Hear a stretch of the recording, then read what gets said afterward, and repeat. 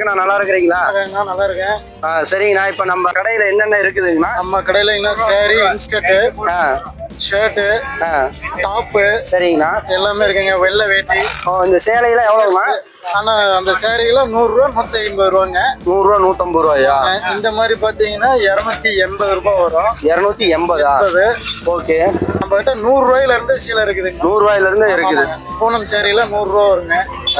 இதெல்லாம் என்னன்னா? ஆனா இது டாப்புங்க. டாப். ஆமாங்க. சூப்பரா இருக்குது. இது என்ன ரேட் வருது? 500 ரூபாங்க.